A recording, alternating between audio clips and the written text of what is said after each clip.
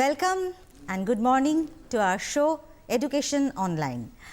ছাত্রছাত্রীরা যারা মাধ্যমিক বা উচ্চ মাধ্যমিক পরীক্ষা দেবে, পরীক্ষা তো প্রায় চলেই এলো, মাধ্যমিক সামনের মাসের কিন্তু 7 তারিখে শুরু হচ্ছে। তাই এই সময়টা হচ্ছে গিয়ে নিজেদেরকে একটু ঝালিয়ে নেওয়ার পালা, একটু ভালো করে যে প্রিপারেশনটা তোমরা নিয়েছো সেটা ঠিকঠাক আছে কি না সেটা বুঝে নেবার পালা। আর আমাদের অনুষ্ঠান এডুকেশন অনলাইন যখন আছে তখন চিন্তা কিসের। তাই এই অনুষ্ঠানে আমরা অবশ্যই কথা বলবো আজকে যারা সবে মাধ্যমিক দিতে যাচ্ছ তারা ঠিক মাধ্যমিকের আগে ইংরেজি বিষয়টা, কারণ ইংরেজি নিয়ে কিন্তু অনেকের মধ্যে বেশ একটু ভয় থাকে, অনেক ছাত্রছাত্রীরাই একটু ভয় পান। তাই আজকে আমরা বিষয় নির্বাচন করেছি ইংরেজি, এবং এই ইংরেজি বিষয়টি নিয়ে কিভাবে প্রিপারেশন নেবে ঠিক মাধ্যমিকের আগে সে বিষয় নিয়ে জানাবার জন্য আমাদের এখানে যে স্যার উপস্থিত রয়েছেন পরিচয় করিয়ে দেবো। তার সঙ্গে রয়েছেন মিলন জানা। স্যার, আপনাকে স্বাগত জানাই অনুষ্ঠানে। নমস্কার। আর দর্শক বন্ধুরা, তোমরা দর্শক বন্ধু বিশেষত এই অনুষ্ঠানে ছাত্রছাত্রীরাই থাকে এবং কিছু কিছু অভিভাবকরাও থাকেন, তাই তোমরা খাতা এবং পেনটা নিয়ে কিন্তু রেডি হয়ে থাকো, কারণ স্যার যে টিপসগুলো দেবে সেগুলো কিন্তু তোমরা অবশ্যই নোট ডাউন করবে। আর তারপরে যদি কোনো জিজ্ঞাসা থাকে তাহলে অবশ্যই আমাদের স্ক্রিনে দেখানো টেলিফোন নাম্বারে কিন্তু টেলিফোন করতে পারো, সরাসরি কথা বলতে পারো স্যারের সঙ্গে। তাহলে আমরা শুরু করি আমাদের আজকের এই ক্লাসরুমের আলোচনা। স্যার, প্রথমে কি দিয়ে শুরু করবেন? প্রথমেই তো সিটিভিএনকে অসংখ্য ধন্যবাদ, কারণ তারা 2 বছরের বা তার বেশি সময় ধরে যে এইরকম একটা অনুষ্ঠান চালিয়ে যাচ্ছেন ছাত্রছাত্রীদের জন্য। কারণ 2 বছর ধরে প্রায় এই তো শুরু হলো স্কুলটা, তার আগে তো স্কুলটা বন্ধ, তারা একদম গৃহবন্দী, স্কুল নেই, পঠন পাঠনের যে একটা পদ্ধতি যেটা স্কুল একটা মাদার পার্ট সেটা তো নেই। ফলে আমাদের অনেক সমস্যা দেখা দিয়েছে ছাত্রছাত্রীদের। এই এডুকেশন অনলাইন তাদের এফোর্টটা দিয়ে যাচ্ছে দীর্ঘ প্রায় 2 বছর ধরে। তাই সিটিভিএনকে অসংখ্য প্রথম ধন্যবাদ। আসলে এই যে ধরুন 2 বছরের পর আমরা এখন দেখছি যে ছাত্রছাত্রীরা স্কুলে যাচ্ছে, খুব ভালো লাগছে, নতুন উদ্যমে তারা আবার শুরু করছে। ব্যাপারটা হচ্ছে অবশ্যই উদ্যমটা আছে, কিন্তু সাইকোলজিক্যালি একটা এফেক্ট তাদের মধ্যে আছে, কারণ 2 বছরের বিরতি এবং যেহেতু পরীক্ষা হয়নি, ফলে তাদের মধ্যে না একটা পড়াশোনার প্রতি যে একটা ল্যাকিংস, কনফিডেন্স লেভেলটা যে একটা ল্যাকিংস হয়েছে সে নিয়ে কোনো সন্দেহ নেই। সেই কনফিডেন্সটা গেইন করা যায়, টেস্ট পরীক্ষা হয়নি, বেশিরভাগ স্কুলে টেস্ট পরীক্ষা বা টেস্ট যেটা হয়েছে সেটা বিগত বছরগুলোর মতো নয়। ফলে এদের মধ্যে একটা কনফিডেন্স লেভেলটা অনেকটাই কম আছে। সেক্ষেত্রে যেই আলোচনাগুলো আমি একটু ধারণাটা দেব, প্রথমত হচ্ছে আমাদের আজকে বিষয়টা হচ্ছে ইংরেজি মাধ্যমিকের রিডিউস সিলেবাস, পূর্ণ সিলেবাসে এবারে তো পরীক্ষাটা হচ্ছে না, রিডিউস সিলেবাসে পরীক্ষা। প্রথমত হচ্ছে তোমরা এইরকম একটা যে পরীক্ষা আগে তো কখনো তোমরা অ্যাপিয়ার হওনি, এই পরীক্ষা বোর্ডের পরীক্ষা প্রথম যারা বাংলা মাধ্যমে অর্থাৎ ওয়েস্ট বেঙ্গল বোর্ডে যারা তোমরা পরীক্ষা দেবে, এই প্রথম একটা যে এই লেভেলের পরীক্ষা তোমরা দিতে যাচ্ছ, ফলে তোমাদের মধ্যে কনফিডেন্স লেভেলটা একটু হলেও কম। তো তারপরে স্কুল নেই 2 বছর ধরে, ফলে আমি একদম সরাসরি বিষয়ে আসি। আগে আমাদের একটা ফ্রন্ট পেজ থাকে যেটা তোমরা স্কুলে কোনোদিন পাওনি। এই ফ্রন্ট পেজে আমাদের প্রথম যেটা করতে হয়, তোমার রোল এবং নাম্বার দুটো আলাদা আলাদা আছে, যেটা তোমাদের ধারণা নেই কোনোদিন। রোল নাম্বারটার ধারণা নেই, তোমরা এখনও অ্যাডমিট পাওনি, অ্যাডমিটটা পাবে কয়েকদিন পরে, ঠিক 1 সপ্তাহ আগে মাধ্যমিকের অ্যাডমিটটা তোমাদের হাতে আসবে। হাতে আসার পরে তোমরা দেখবে যে একটা জায়গায় রোল আছে আর একটা জায়গায় নাম্বার আছে। ঠিক পরীক্ষার ফ্রন্ট পেজ যে আছে, একটা জায়গায় রোল একটা নাম্বার, সেই অনুযায়ী তোমাকে বসাতে হবে।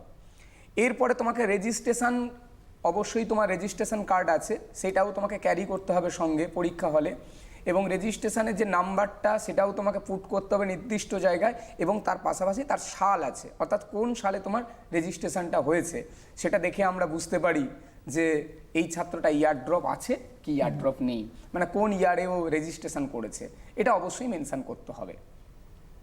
এইগুলো ট্রুথফুলি করতে হবে, কারণ তোমার এই ভুলটাই তোমার কাছে মাধ্যমিকের আগামী দিনে বিরাট একটা ভুলের জায়গায় দাঁড়াবে। অর্থাৎ তোমাকে রোল এবং নাম্বার সঠিক লিখতে হবে, রেজিস্ট্রেশন এবং তার ইয়ার সঠিকভাবে লিখতে হবে। এরপরে আমরা যাব, যখন আমরা সেকেন্ড পেজ মাধ্যমিকের সেকেন্ড পেজ, আমার তো বুকলেটে পরীক্ষা, আমার যে সাবজেক্টটা হয় সেই সাবজেক্টটা হচ্ছে বুকলেটে পরীক্ষা, অর্থাৎ কোয়েশ্চেন পেপারের মধ্যেই তোমাকে অ্যান্সারটা লিখতে হবে।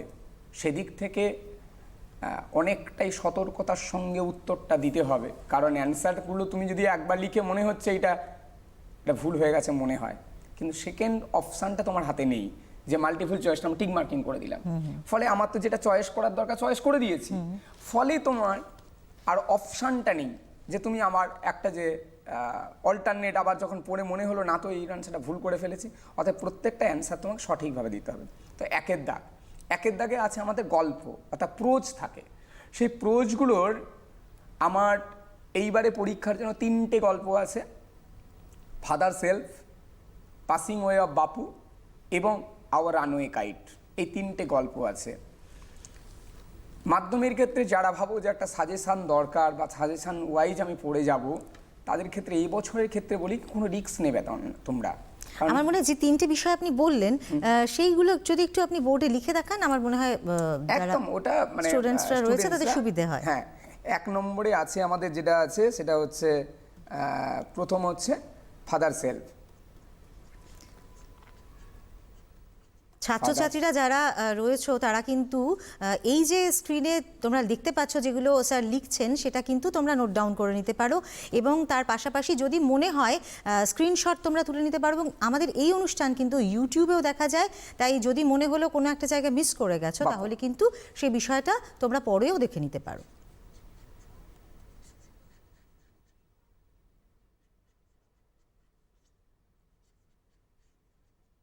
আবার রানওয়ে কাইট, এই 3টে আছে।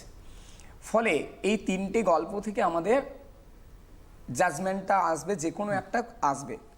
তোমরা অবশ্যই এই টেক্সটটা তোমাদের ভালো করে পড়া হয়ে গেছে, কিন্তু প্রবলেমটা যেটা তোমার দাঁড়াবে যে তুমি যখন পরীক্ষার কোয়েশ্চেনটা পেয়ে যাবে সঙ্গে সঙ্গে ভাবে আমি টিক মার্কিং করতে আরম্ভ করলাম, কখনোই করবে না এটা।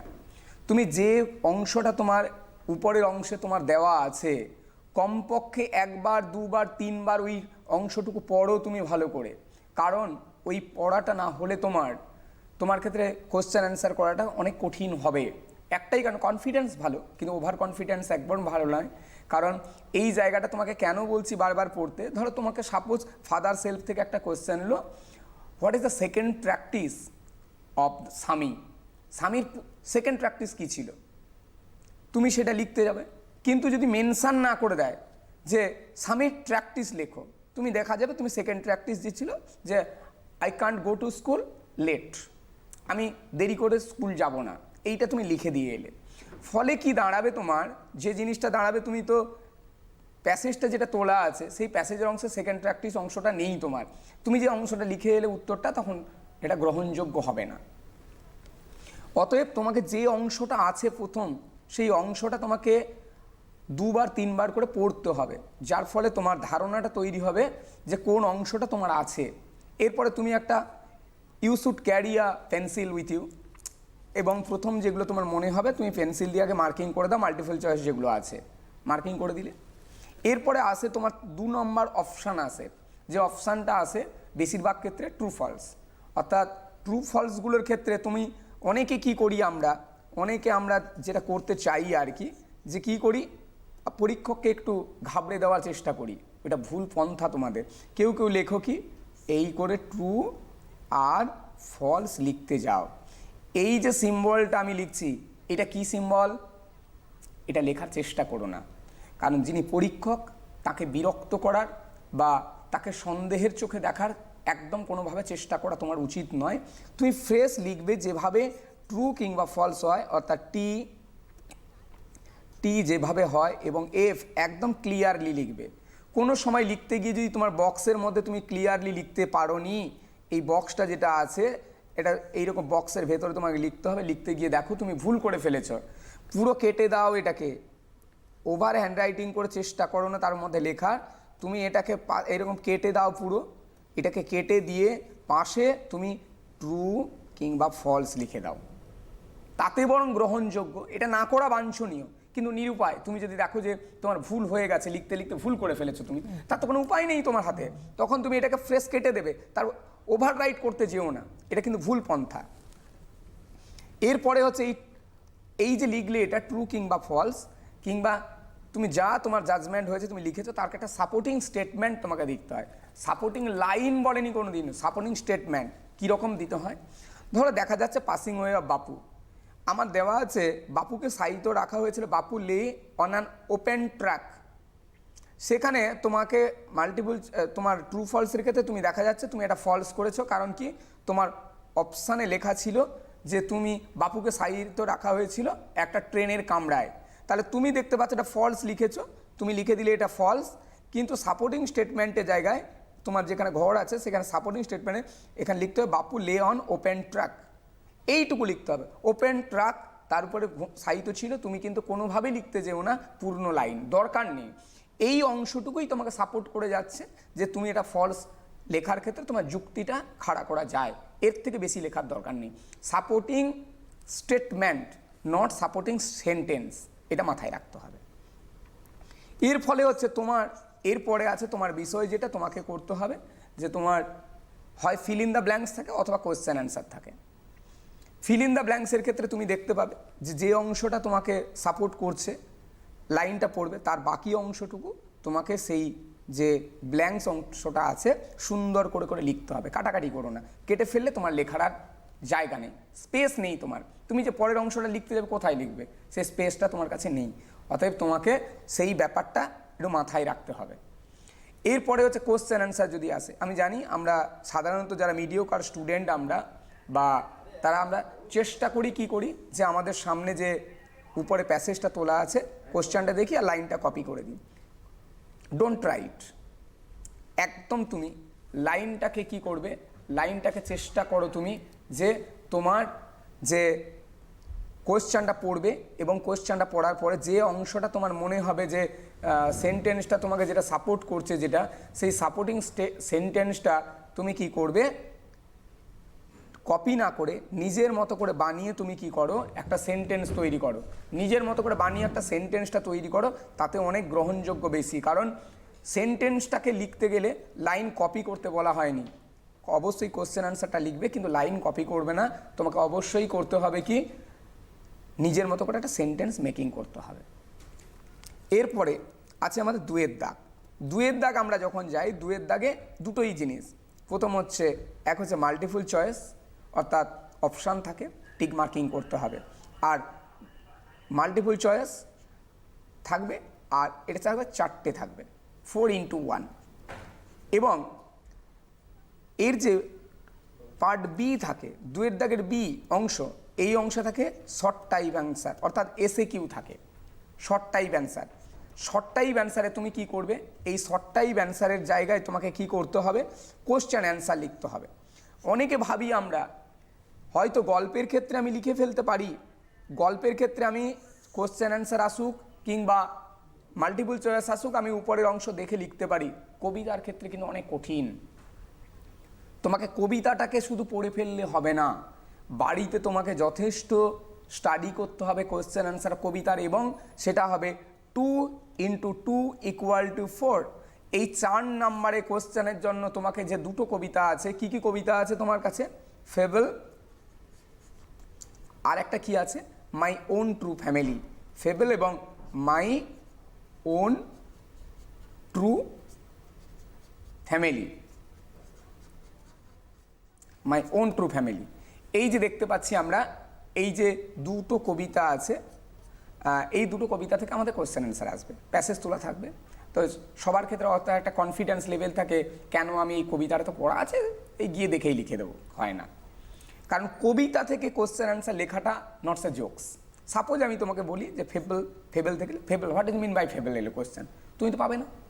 বা বললো what is the allegorical meaning of the poem fable, allegorical meaning, তখন আমাকে এই কথা হোয়াট ইজ অ্যালিগোরিক্যাল মিনিং বলতে আমরা বুঝি যে এখানে দুটো জিনিস আছে ফেবল কবিতায়, একটা হচ্ছে মাউন্টেন আর একটা হচ্ছে স্কুইরাল। এই দুজনের মধ্যে দুটো কথোপকথন হচ্ছে। এই কথোপকথনটাকে ফেবল এবং মাউন্টেন এবং স্কুইরালের মধ্যে, এখানে mountain is the representative of upper class or elite class society এবং স্কুইরাল হচ্ছে representative of the lower class or working class society. এই যে দুটো কথা আমি বললাম যে আপার ক্লাস সোসাইটি এবং working class or lower class সোসাইটিকে বিলং করে যারা রিপ্রেজেন্টেটিভ, কিন্তু এই কথাটা তুমি কিন্তু ফেবল কবিতা পড়ে পাবে না। বা মাই ওন ট্রু ফ্যামিলি থেকে যদি বলে যে এই কবিতার যে জিসটা কি বুঝলে, সেখানে হবে একটা সায়েন্টিফিক থিওরি আমরা কি দেখি, যে আমরা পাবো যে এইটা হচ্ছে গাছ লাগাও প্রাণ বাঁচাও, save tree save nature or earth.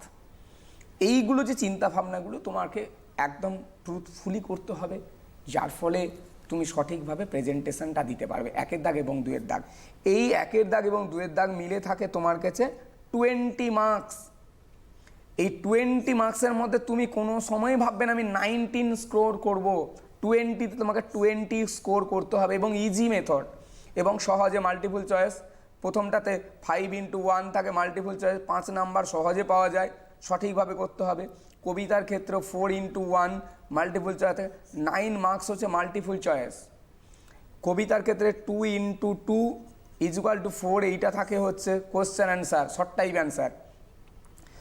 2x2 থাকবে ট্রু ফলস, 4 নাম্বার।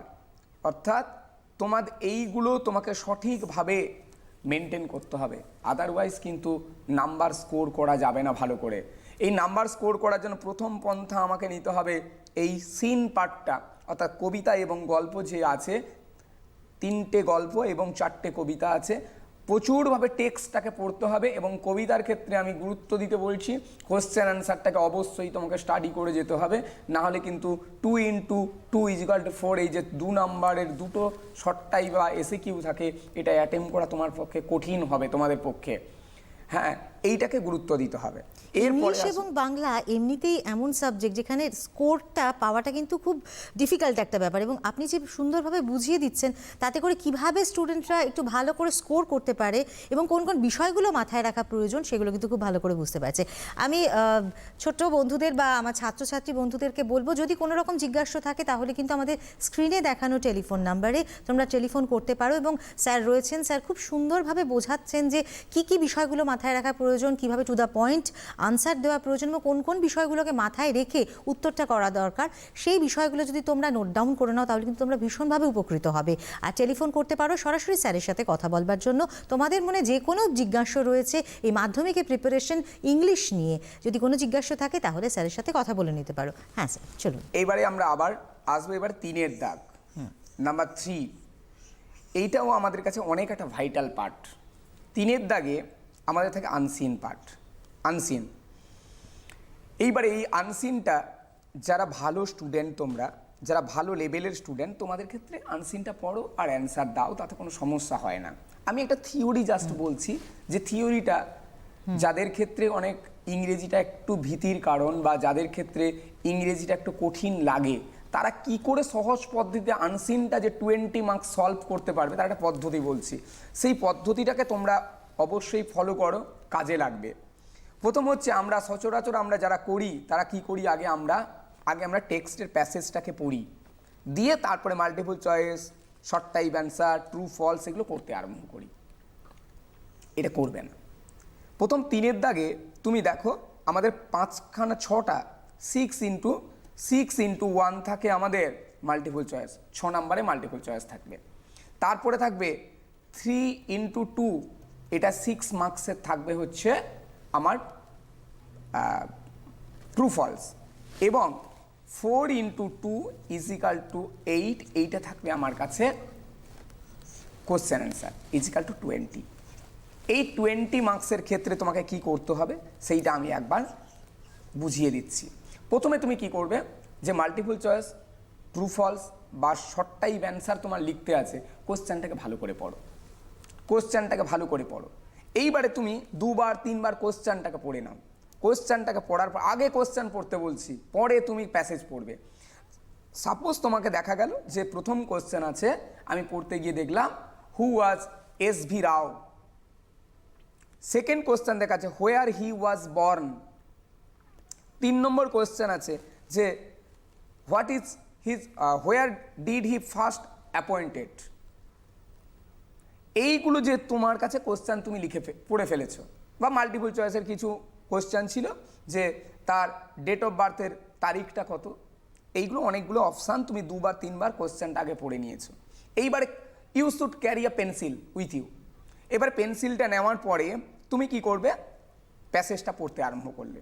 প্যাসেজটা যখন পড়তে আরম্ভ করছো, তুমি দেখতে পাচ্ছ যে আমি যে বললাম এস.বি. রাও, তিনি জন্মেছিলেন দেখা যাবে আমরা নৈনিতাল এবং 23 মার্চ 1984 বা 1968 23 জানুয়ারি হি স্টাডিড অ্যাট, সেখানকার স্কুলের নাম দেওয়া আছে, এগুলো তুমি পড়তে আরম্ভ করলে।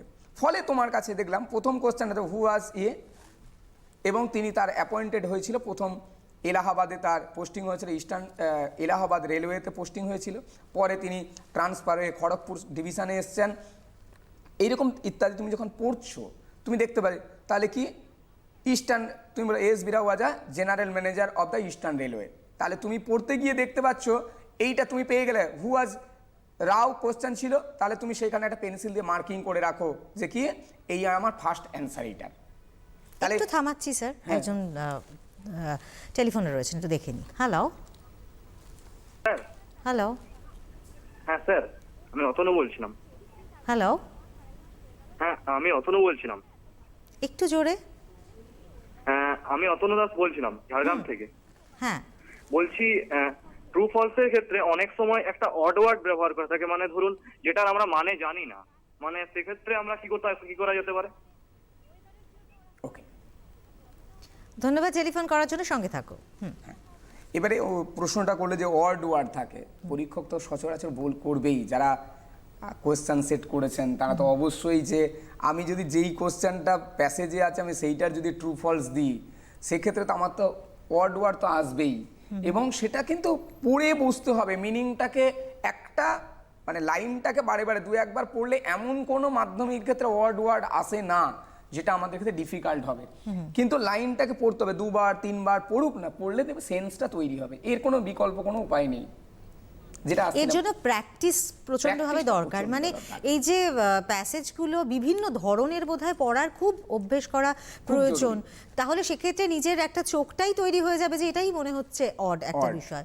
তো স্যার যেটা বললেন ডেফিনেটলি কিছুটা সময় তো রয়েছে, আর একটু বেশি করে প্র্যাকটিস করা যাতে নিজের চোখটাই সেভাবে তৈরি হয়ে যায়। এইবারে আরও একটা জিনিস আমি যেটা বলছিলাম যে আমি তাহলে আনসিনের যে প্রথম কোশ্চেনটা পেলাম, কোশ্চেন অ্যান্সারে কি তার প্রফেশন বা কে তার আইডেন্টিফিকেশান এই যে ইস্টার্ন রেলওয়ে ম্যানেজার, তাহলে ওই জায়গাটা পেন্সিল দিয়ে আমি মার্কিং করে লিখে রাখলাম S1, পেন্সিল ছোট্ট করে লিখে রাখলাম S1 মানে কোশ্চেন অ্যান্সারের নাম্বার 1 কোশ্চেন এটা।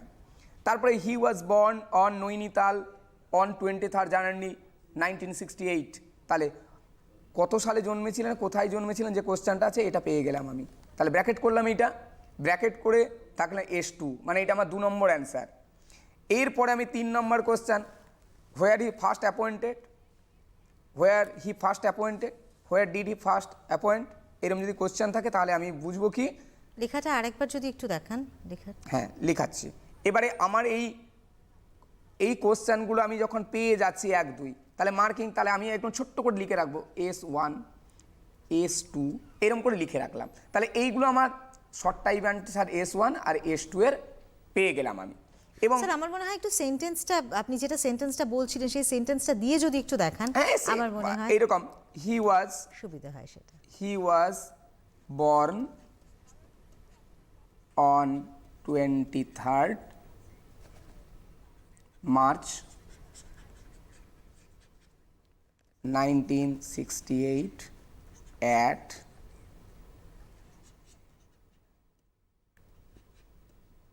নৈনিতাল। এইটা যে আছে আমার যদি কোশ্চেনটা আসে তাহলে আমি যে কোথায় তিনি জন্মেছিলেন তাহলে এটা লিখবো অ্যাট নৈনিতাল। আবার যদি কোশ্চেন আছে তার জন্ম কত সালে হয়েছিল তাহলে ডেট অফ যে বার্থ যখন জানতে চাইবে তখন আমি দেখতে পাবো 23 মার্চ 1968। তাহলে এই কোশ্চেন আমি এগুলো পেয়ে যাচ্ছি, মানে যখন আমি প্যাসেজ পড়ছি আমাকে পরে আবার খুঁজতে হবে না, সঙ্গে সঙ্গে আমি এই অ্যান্সারগুলো আমি মার্কিং করে রাখছি S1 S2 করে। এইবারে আমি কি করব, যখন আমার দেখা যাবে যে আমি এইটা কোশ্চেন অ্যান্সারটা আমার আইডেন্টিফাই হয়ে গেল, এইবারে আমি এইগুলোকে সেন্টেন্স ওয়াইজ আমার যে জায়গায় লেখার লিখছি, মানে প্যাসেজটা যখন পড়ছি একটু ছোট ছোট করে মার্কটা করে রাখছি, এবং তার ফলে যে ফার্দার যে কোশ্চেনস গুলো আছে সেগুলো তার কিন্তু উত্তর করতে খুব সুবিধা, আবার ডবল পড়তে হবে না, আমাকে খোঁজার ক্ষেত্রে একটা সহজ পন্থা আর কি। এবারে আরও একটা ডিফিকাল্ট জায়গা আছে আমাদের, এইগুলো শুধু এইটা করে তো যাচ্ছি, যেতে যেতে আমাকে দেখা যাবে যে আমার একটা জায়গায় আমার আছে, সেটা হচ্ছে এটা আমরা করছি 7 দাগ আছে। নাম্বার 7 সেইখানে আছে 4টে ওয়ার্ড থাকে 1 2 3 4। এইটাই মাধ্যমিকের ছেলেদের ভবিষ্যৎ তৈরি করে দেয়। এইটাই ভুল বললাম, 7-এর নয় 6-এর দাগ। এইটা 6-এর দাগ, কারণ এই 6-এর দাগে 4টে ওয়ার্ড থাকে ম্যাডাম। এই 4টে ওয়ার্ড হচ্ছে তার সিমিলার মিনিংগুলো খুঁজে আনতে হয় আনসিন থেকে। আচ্ছা, আমি যখন এটা কিন্তু গ্রামার পার্টের পরে থাকে অংশটা, কিন্তু একে যদি গ্রামার করার পরে কোনো স্টুডেন্ট ভাবে আমি গ্রামার করি, তারপরে আমি এই ওয়ার্ড মিনিংগুলো, এই 4টে যে ওয়ার্ড মিনিং আছে এই 4টে ওয়ার্ড মিনিংটা আমি গ্রামারের পরে করব, এটা কিন্তু ভুল পন্থা হবে। কারণ তোমাকে আবার এই প্যাসেজটাকে ডবল করে পড়তে হবে। ঠিক। সেক্ষেত্রে আমাকে কি করতে হবে, এই 6-এর দাগের কোশ্চেন আমি যখন প্যাসেজ পড়ছি 6-এর দাগের যে 4টে ওয়ার্ড মিনিং আছে এই 4টে ওয়ার্ড মিনিংকে আমাকে কি করতে হবে, আগে সুন্দর করে পড়ে নিতে হবে বারে বারে। এইটাই হচ্ছে সব থেকে ডিফিকাল্ট জায়গা মাধ্যমিকের, যে এই 4টে ওয়ার্ড 4 × 2 = 8, 8 নাম্বার। এটা একটা ডিফিকাল্ট জায়গা। এটাই হচ্ছে স্কোর ভালো এবং মন্দ করার ক্ষেত্রে এইটা একটা জায়গা কি করে, নির্ভর করে অনেকটাই। এটা যদি ঠিকঠাক করে করা যায় তাহলে এই 8 নম্বর স্কোরটা পাওয়া যেতে পারে। একদম 4টে ওয়ার্ড লিখলেই 8 নাম্বার। Very good. তো এইটার ক্ষেত্রে সময় দিতে হবে। কেউ যদি 4টে ওয়ার্ডের জন্য সময় বরাদ্দ না করে সেটা কিন্তু কঠিন জিনিস। যেটা বলছিলাম যে এমনিতেই তো ইংলিশ ল্যাঙ্গুয়েজে স্কোরটা কিন্তু খুব কম ওঠে, তো এই পার্টগুলো যেটা আপনি বললেন সেটা কিন্তু ভীষণভাবে মাথায় রাখলে স্টুডেন্টরা উপকৃত হবেন, এবং নাম্বারটা কি করে বেশি ক্যারি করা যায় সেটা কিন্তু স্যার বলে দিচ্ছেন। এইটা এইবারে এই আনসিন যখন পড়ছি, এই আনসিনের ওয়ার্ড যে 4টে ওয়ার্ড, সেই 4টে ওয়ার্ডকে তুমি ভালো করে বারে বারে পড়ো, বারে বারে পড়ো। তুমি যখন আগে প্যাসেজ পড়ার আগে 4টে ওয়ার্ডকে তুমি আগে 2বার 3বার করে পড়ে নাও, ওয়ার্ডগুলোর মিনিংগুলো জেনে নাও আগে। এই মিনিংগুলো জেনে নেওয়ার পরে তুমি যখন এবারে প্যাসেজটাকে পড়ছো, সেই প্যাসেজটা পড়ার সময়ে তোমার একটা ওয়ার্ডগুলো সম্পর্কে ধারণা তৈরি হয়ে যাবে, এবং তারপরে তুমি গ্রামার পরে করো কিংবা আগে করো জানার দরকার নেই আমার। সেটা তোমার যেটা মানে প্রেফার করবে তুমি, যে আমি গ্রামারটা আমার ভালো তো আমি গ্রামার আগে করব, আমি টেক্সট পরে করব, সেটা তোমার চিন্তা ভাবনা। কারো কেটে বাই প্রেশার করা যায় না। কিন্তু আনসিন যখন করবে তুমি, তখন কিন্তু তোমাকে 6-এর দাগের এই ওয়ার্ড মিনিং করতে হবে। এটা তুমি পরে করবে সেটা বলা যাবে না। পরে তোমার এই 6-এর দাগের যে ওয়ার্ড মিনিং, এইটা পরে ভাবনা চিন্তাটা আনতে গেলে অনেক একটা ডিফিকাল্টিস জায়গায় তোমাকে আসতে হবে। কারণ তুমি আবার এই প্যাসেজ পড়তে হবে 4টে ওয়ার্ড খোঁজার জন্য, এবং সেক্ষেত্রে অনেক ডিফিকাল্টিস তোমার মাথায় তৈরি হবে। ভাববে আমার সময় চলে যাচ্ছে, এই আবার ডবল পড়তে হবে। ফলে তোমাকে রাইটিং স্কিল আছে পার্ট, অনেক বড় পার্ট, এবং সেটার ক্ষেত্রে তোমাকে এই 4টে ওয়ার্ড মিনিংকে অনেক গুরুত্ব দিতে হবে, যেহেতু তোমার 4 × 2 = 8 এই মার্কসটা আছে তোমার কাছে। এরপরে হচ্ছে তোমার গ্রামার পার্ট। গ্রামার পার্টে আমার থাকে সেটা হচ্ছে প্রথম থাকবে হচ্ছে আর্টিকেল এন্ড প্রিপোজিশন। 3 নাম্বার কি থাকে, 1 × 3, 3টে ওয়ার্ড তোমাকে পুট করতে হবে প্রিপোজিশন। অনেক সময় টেক্সচুয়াল থাকে, টেক্সচুয়াল লাইন, সে টেক্সচুয়াল লাইন থেকে তোমাকে কি করতে হবে, টেক্সটের লাইন যদি তোমার ভালো পড়া থাকে তাহলে কিন্তু করতে পারবে। টেক্সটটাকে সেই জন্য বললাম বারে বারে রিডিং পড়াটা খুব জরুরি। 3 × 1, 3টে ওয়ার্ড লিখলে কিন্তু 3 নাম্বার পাওয়া যায়। এরপরে হচ্ছে এর আরেকটা পার্ট আছে 1 × 3 = 3, সেটা হচ্ছে ভার্ব ফর্ম। ব্র্যাকেটে আছে তোমার সেই ভার্ব ফর্মটাকে চয়েস করতে হবে। তোমরা যারা যে কোনো টেস্ট পেপার কিংবা বিভিন্ন পাবলিশাররা যারা বই পাবলিশ করেছে, দেখবে তোমার মিনিমাম যদি 15খানা পেজ তুমি গ্রামারটাকেই প্র্যাকটিস করে ফেলো, 15 থেকে 20খানা পেজ, মানে multiple choice, short type answer, আমি লাস্টে তোমাদেরকে একটা ধারণা তৈরি করে দেবো আরও, যে টোটাল ওভারঅল কীভাবে করা যায়। কিন্তু তোমাকে যেটা বলছি যে এই তোমাকে 3 × 1 এবং এইটার 3 × 1 verb form, article and preposition এবং ভার্ব ফর্ম, এইটার সম্পর্কে তোমাকে অনেক বেশি গুরুত্ব দিতে হবে। কারণ এখানে 3টে এই 6টা ওয়ার্ড লিখলেই 6 নাম্বার স্কোর করা যায়, এবং এইটাকে কিন্তু সঠিকভাবে বসাতে হয়। তোমাকে তো অপশান আছে, অপশানটা টিক মার্কিং করতে শুরু হবে না। যে অনেকে স্টুডেন্ট তোমরা কি করো, টিক মার্কিং করে রেখে দিয়ে আসো, ওইটা করবে না। টিক মার্কিং তুমি করো, কিন্তু তোমার যে গ্যাপটা আছে সেই ওয়ার্ডটা যেটা চয়েস করলে সেই গ্যাপে তুমি লিখে দিয়ে আসবে, এটা জরুরি। হয়তো পরীক্ষক তোমার প্রতি সহানুভূতি দেখাতে পারেন, তোমাকে নাম্বার দিতে পারেন, অস্বীকার করার আমার জায়গা নেই এটা, কিন্তু এটা সঠিক পথ নয়। পন্থা নয়। তোমাকে কি করতে হবে, অবশ্যই ফিল ইন দ্য ব্ল্যাঙ্কস যেটা আছে, তোমাকে অপশান আছে, অপশানটা চয়েস করার পরে যে অপশানটা চয়েস করলে সেইটা তোমাকে এসে ফিল ইন দ্য ব্ল্যাঙ্কসের জায়গাটা তোমাকে কিন্তু যে ব্ল্যাঙ্ক পোর্শন আছে সেখানে তোমাকে লিখে দিতে হবে। না লিখলে কিন্তু এটা গ্রহণযোগ্য নয়।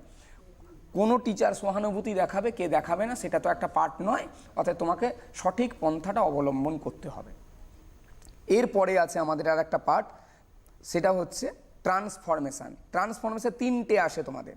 3টে আসার ক্ষেত্রে তোমাকে দেখব, নাম্বার 1-এ আসবে 1 কিংবা 2-তে আসবে তোমার ভয়েস চেঞ্জ, তারপরেটা আসবে ন্যারেশন চেঞ্জ, আর পরে আর একটা ট্রান্সফরমেশান আসবে, সেটা জয়েনিং আসতে পারে, সেটা ডিগ্রি চেঞ্জ আসতে পারে, সেটা সিম্পল থেকে কমপ্লেক্স আসতে পারে, বা কমপ্লেক্স থেকে সিম্পল আসতে পারে। এই 3-4টে পোর্শন থেকে তোমাকে একটা আসবে। বাকি ভয়েস এবং ন্যারেশন কিন্তু কনফার্ম, একটা ভয়েস এবং একটা ন্যারেশন তোমার আসবে। ভয়েসের যতগুলো টাইপ আছে সব টাইপগুলোকে একটা প্র্যাকটিস করে ফেলবে। ন্যারেশনের যতগুলো টাইপ আছে, অর্থাৎ অ্যাসার্টিভ সেন্টেন্সের ন্যারেশন, ইন্টারোগেটিভের ন্যারেশন, অপটেটিভের ন্যারেশন, লেট দিয়ে যতগুলো পদ্ধতি আছে সবগুলো একটা দুটো করে প্র্যাকটিস করে রাখো। যেরকম তোমার লেট দিয়ে যেগুলো করতে হবে সেগুলো তুমি ভালো করে ফলো করবে, লেট দিয়ে কি করে করতে হয়। তারপরে তোমার যেটা পদ্ধতি আছে সেটা ভয়েস চেঞ্জের যতগুলো টার্মগুলো হয় সে ভয়েসের টার্মগুলো একবার দেখে নিয়ে তুমি একটা ভয়েস এবং একটা ন্যারেশন এটা ক্ষেত্রে পাওয়ার ক্ষেত্রে তোমার প্রবলেম হবে না। প্রবলেম যেটা 3 নম্বর থাকবে তোমার, সেটা হচ্ছে ট্রান্সফরমেশান। সেটা আমার কেন কারোর পক্ষেই বলা সম্ভব নয় যে কি ধরনের সেই ট্রান্সফরমেশানটা দেবে। অর্থাৎ সেটা জয়েনিং আসতে পারে, সিম্পল থেকে কমপ্লেক্স, কমপ্লেক্স থেকে সিম্পল আসতে পারে, ডিগ্রি চেঞ্জ আসতে পারে, জয়েনিং আসতে পারে, যে কোনো সিম্পল সেন্টেন্সে জয়েনিং আসতে পারে, কমপ্লেক্সের আসতে পারে, এটা আননোন জিনিস। ট্রান্সফার নো সুনার দেন আসতে পারে, অমিট টু আসতে পারে, বিভিন্ন ব্যবহার আসতে পারে, সেটা 3 নম্বর অপশান যেটা থাকে। কিন্তু এই 1-2 গ্রামারের ক্ষেত্রে অপশানের ট্রান্সফরমেশনের ক্ষেত্রে তোমার ভয়েস এবং ন্যারেশন তোমাকে থাকতেই হবে। এখানে একটা ছোট্ট কথা জিজ্ঞাসা করি, যে এই যে ধরুন একটা সেন্টেন্স মেক কেউ করলো এই গ্রামাটিক্যাল পোর্শনে, এবং সেখানে তার সেন্টেন্সটা মেক করতে গিয়ে কিছু গ্রামাটিক্যাল এরর হলো, এবং সেটা ক্ষেত্রে কি গোটা নাম্বারটাই তার কেটে নেবে, না কতটা ডিডাকশন হবে? এখানে কোনো মার্সির জায়গা নেই, মানে পার্ট মার্কিং এর কোনো প্রশ্নই নেই। মানে আমাকে যদি বলে যে এই সেন্টেন্সটাকে জয়েনিং করো, সিম্পল সেন্টেন্স, আমি যদি এটাকে কমপ্লেক্স করে দিয়েছি, জয়েনিং করেছি, জয়েনিংটা সঠিক, কিন্তু ইনস্ট্রাকশন দেওয়া ছিল আমাকে সিম্পল করতে হবে, আমি কমপ্লেক্স করে ফেলেছি ভুল করে, কিন্তু কোনো কনসিডারেশনের জায়গা নেই। কারণ গ্রামাটিক্যাল পোর্শনটা এমন একটা পোর্শন যেখানে কিন্তু টোটাল স্কোরটা পাওয়া যায়, মার্কসটা একদম পাওয়া যায়, ফুল পাওয়া যায়, মার্কস পাওয়া যায়। যেরকম বললেন যে আর্টিকেল প্রিপোজিশন 3 নাম্বার, 3টে ওয়ার্ড এ লিখবো, একটা অ্যান লিখবো কিংবা একটা দা বসিয়ে দেবো, 3টে বসালে ওয়ার্ড শুধু বসালেই 3টে নাম্বার স্কোর করা যায়। এবং এখানে টোটাল কত মার্কস থাকছে? 3 × 3 আর 9, এটা মানে টোটাল হচ্ছে 9 আসবে গ্রামারে। আরও একটা পার্ট আছে 4 মার্কসে, 3 মার্কসে, সেটা বলবো। সেটা হচ্ছে কি আমার গ্রুপ ভার্ব বা ফেজাল ভার্ব। গ্রুপ ভার্ব সেটা আসবে 3 × 1। এই গ্রুপ ভার্ব বা ফেজাল ভার্ব যেটা ক্ষেত্রে আমি তোমাকে একদম তোমাদেরকে একটা সঠিক ধারণা বা পন্থাটা বলছি, এটা তোমাকে মানতে হবে। তোমাদের কাছে প্রত্যেকের কাছে গ্রামার বই আছে কিংবা যে কোনো প্রশ্ন উত্তর বা কোয়েশ্চেনের বুকস আছে, সেখানে দেখবে প্রচুর ফেজাল ভার্ব আছে, কিন্তু সেই ফেজাল ভার্ব এত ফেজাল ভার্ব এইটা পড়তে হয় না। মোটামুটি তুমি যদি 45 থেকে 50টা ফেজাল ভার্ব তুমি মাথায় রাখতে পারো, তাহলে যে বা লাস্ট 10 বছর ধরে দেখবে ট্র্যাডিশানগুলো তুমি যদি সেগুলো দেখতে থাকো, মোটামুটি যদি তুমি 15খানা এবিটিএ কিংবা আদার্স টেস্ট পেপারগুলো 15-20খানা পেজগুলোকে সলভ করে ফেলে, দেখবে সবই কমন। যেরকম তোমার যদি আসি বেয়ার উইথ, কিংবা তুমি যদি দেখতে চাও যে আমার টেক্স আফটার, রিজেম্বল্যান্স, এই ওয়ার্ডগুলো দেখবে পুট অন, পুট আউট, এই ওয়ার্ডগুলো মানে কমন তুমি দেখতে পাবে যে মোটামুটি 40 থেকে 50টা। তোমরা এতদিন যারা মাধ্যমিকের মোটামুটি একটা দোরগোড়ায় এসে পৌঁছে গেছো, মোটামুটি তোমাদেরকে এইগুলো তো তোমাদের জানা অবশ্যই দরকার। সে 3 × 1 = 3, এই 3টে ফেজাল ভার্ব তোমাকে লিখতে হবে এবং 3টেতে তুমি 3 নাম্বার স্কোর করতে পারবে। কিন্তু এইটার ক্ষেত্রে সবথেকে কঠিন জিনিস যেটা ছাত্রছাত্রী তোমরা সবাই ভুল করে ফেলো আর কি, সঠিক লেখার পরেও তোমাদেরকে নাম্বার দেওয়ার ক্ষেত্রে আমাদের প্রতিবন্ধকতা দেখা দেয়, দিতে পারি না। আমরা তো ছাত্রছাত্রীদের কেউ শত্রু নই, একেবারে ঠিক। মানে ওরা ভালো কিছু করতে পারলে ওরাই তো হচ্ছে আগামীর দেশের ভবিষ্যৎ। ভবিষ্যৎ, হ্যাঁ। আগামীর ভবিষ্যৎ, ওরা ভালো করতে পারলে, ভালো নাম্বার পেলে আমরা খুব মানে আনন্দ পাই, মনে বল পাই আর কি, যে এই ছাত্রগুলো ভালো নাম্বার পাচ্ছে, স্কোর করছে, এটা ভালো লাগে আর কি। কিন্তু তোমাদের যে ছোট ছোট ছোট এররগুলো, ভুলগুলো, সেগুলো আমাদেরকে খুব বেদনা দেয় আর কি। স্পেলিং মিস্টেক বোধহয় তার মধ্যে অন্যতম একটি। একদম, সেটা তো আছেই। হ্যাঁ। এবং যেটা হচ্ছে এই যে গ্রুপ ভার্বের ক্ষেত্রে যেটা সমস্যা দেখা দেয়, তোমরা দেখবে যে লেখা আছে রিজেমব্ল্যান্স, এস লাগানো আছে, তুমি টেক আফটার লিখে এলো, নাম্বার আমি দেব না। রিজেমব্ল্যান্স এস আছে, তোমাকেও এখানে টেক্স আফটার এসটা লাগাতেই হবে। আচ্ছা। আমি যদি দেখি এখানে আছে যে গ্রামাটিক্যালি যেই ওয়ার্ডটা আন্ডারলাইন করা আছে বা বোল্ড করা আছে কিংবা তোমার ইটালিক সাইজ করা থাকে, মানে তোমাকে একটা কিছু ভার্বটাকে যেটাকে পরিবর্তন তোমাকে গ্রুপ ভার্ব দিয়ে করতে হবে, তার একটা কিছু ইন্ডিকেশন তোমাকে দেওয়া থাকবে, হয় ইটালিক সাইজ অথবা তোমাকে বলে দেবে আন্ডারলাইন অথবা বোল্ড করা আছে ওয়ার্ডটা, সেই ওয়ার্ডটা রিপ্লেসমেন্ট ওয়ার্ডটা বসাতে হবে। একটা ওয়ার্ড দিয়ে দেখিয়ে দিন না। হ্যাঁ, এইটা তো বললাম যে আমি যে কোনো, ধরো তোমার দেওয়া আছে সলভড, তোমাকে সলভ আছে, তুমি তাহলে ওয়ার্কআউট লিখবে, ওয়ার্কআউট।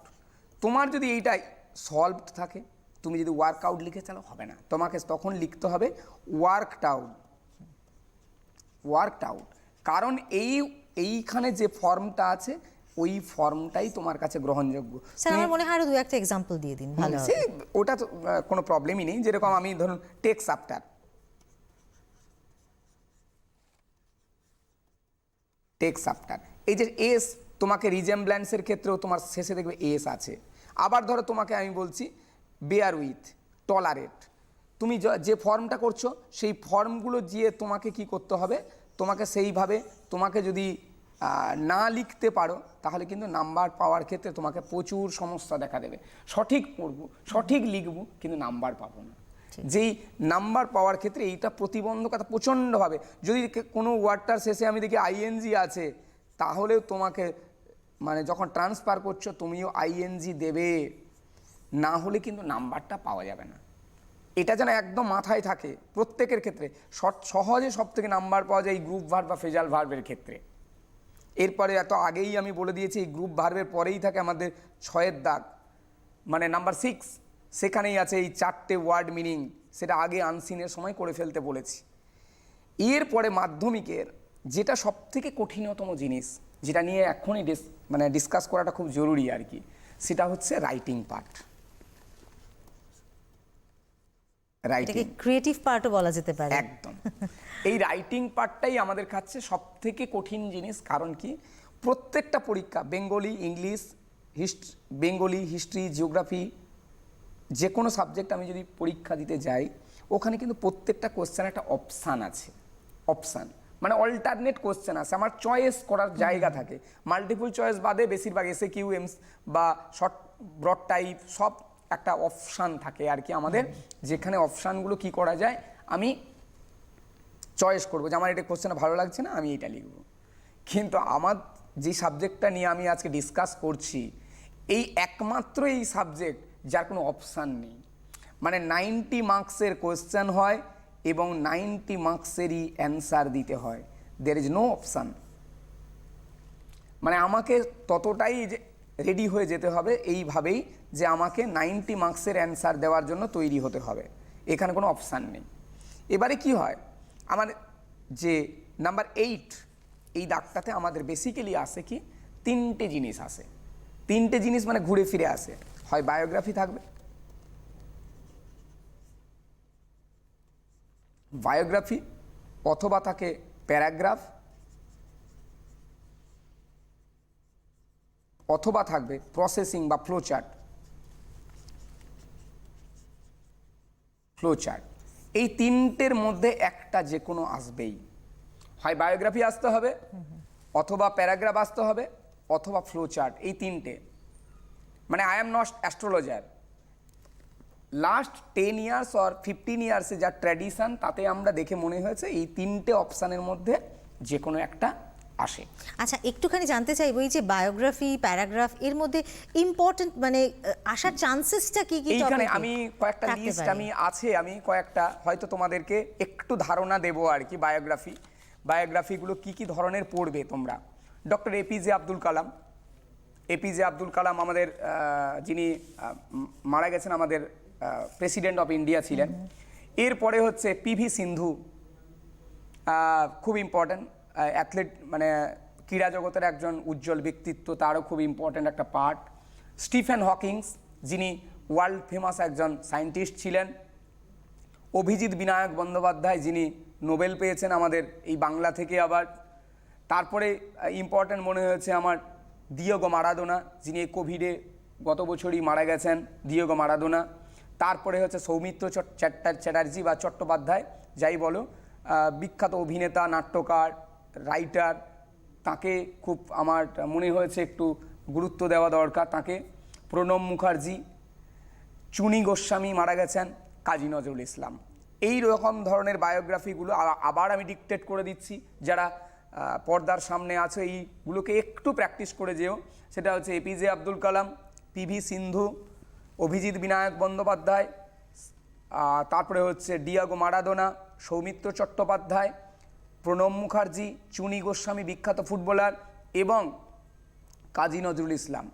আরও একজন মারা গেছেন, পিকে, যিনি বিখ্যাত ফুটবলার ছিলেন, তাঁরটাও তোমরা দেখে যেতে পারো।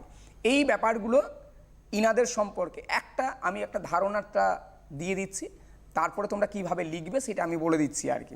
প্রথমে একটা ইন্ট্রোডাকশন লাইন তোমাকে দিতে হবে। ইন্ট্রোডাকশন লাইন মানে আমি যদি লিখতে যাই এপিজে আব্দুল কালাম সম্পর্কে, তাহলে আমার একটা ইন্ট্রোডাকশন লাইন দরকার। APJ Abdul Kalam was a great scientist and the former president of India, এইটা আমি লিখব। আমি যে রবীন্দ্রনাথ টেগোর লিখতে যাই, তাহলে রবীন্দ্রনাথ ওয়াজ আ গ্রেট পোয়েট। আমি যদি লিখতে চাই অভিজিৎ বিনায়ক বন্দ্যোপাধ্যায় সম্পর্কে লিখতে চাই, তাহলে আমি লিখব কি, তিনি কে ছিলেন, একজন অর্থনীতিবিদ, তার সম্পর্কে আমাকে ফার্স্ট লাইনটা লিখতে হবে এইটা। দিয়েগো মারাদোনা যদি লিখতে চাই, great footballer all over world.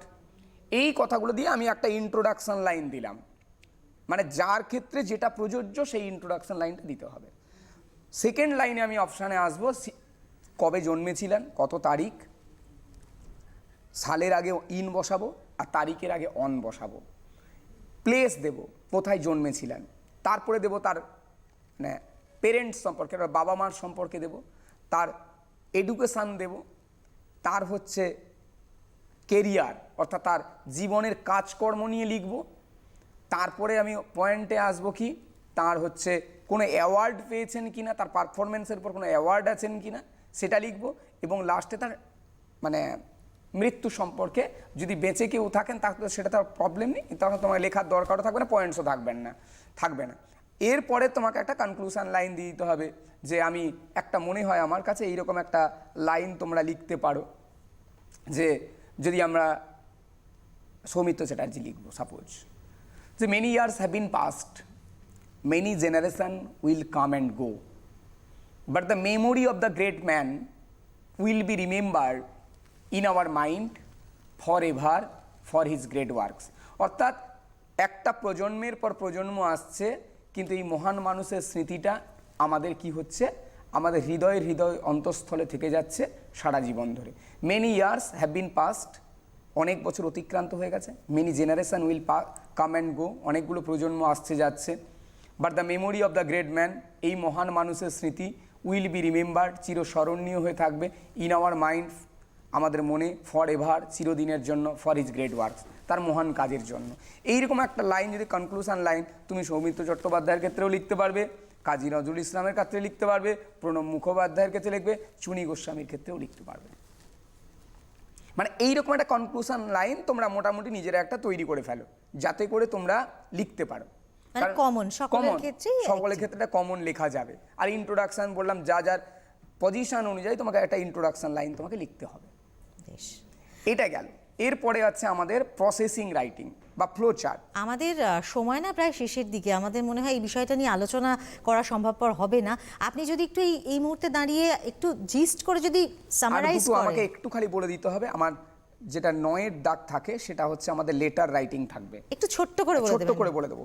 Letter writing থাকে, লেটার রাইটিং এর ক্ষেত্রে আমি বলে দেবো এডিটোরিয়াল লেটার এবং পার্সোনাল লেটার বা অফিসিয়াল লেটার, যে কোনো একটা লেটার আসবেই পরীক্ষায়। মানে লেটার রাইটিং কোনোদিন মিস হয়নি, মাধ্যমিকের যে ট্র্যাডিশন দেখে এসেছি লাস্ট যত বছর আছে লেটার রাইটিং অবশ্যই আসবে। অর্থাৎ পার্সোনাল লেটার এবং এডিটোরিয়াল লেটার এবং কয়েকটা অফিসিয়াল লেটার তোমরা রেডি করবে।